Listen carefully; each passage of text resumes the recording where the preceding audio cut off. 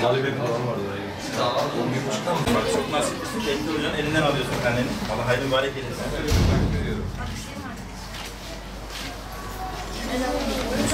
Gençler ülkelerin geleceği için önemlidir. Bütün ülkeler gençlerine bu bakımdan ciddi yatırımlar yaparlar. Bu çocuklar da bizim geleceğimiz. Geleceğimizin rol modelleri bunlar olacaklar. Geleceğimizde rol alacak kişiler bunlar olacaklardır. Dolayısıyla çocuklarımızın çok başarılı olmaları gerekir.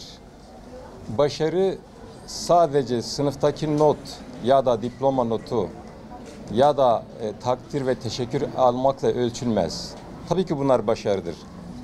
Ama başarı bu çocuklarımızın ileride proje yapmaları, üretmeleri, araştırma yapmaları ve beyin analizi yapmaları şeklinde de algılanmalıdır.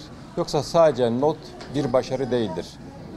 Meslek ve iş sahibi olmanın yolu da başarıdan geçiyor.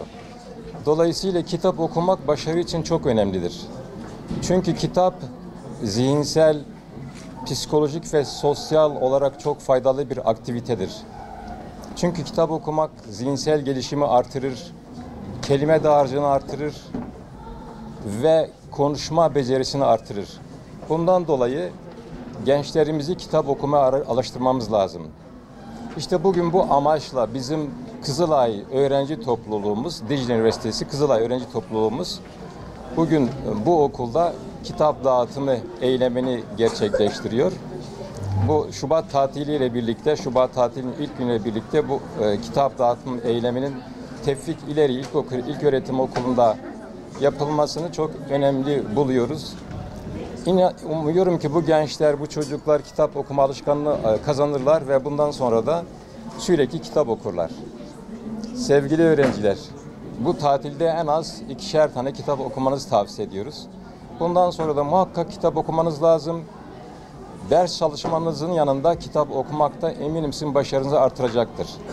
Ben bundan dolayı hem bu okulu tebrik ediyorum hem de öğrenci topluluğumuzu tebrik ediyorum. Böyle bir aktivite gerçekleştirdikleri için hepinize başarılar, hayırlı bir yarı yıl tatili diliyorum. Bol bol eğlenin, bol bol okuyun. Sağlığınıza ve huzurunuza dikkat edin.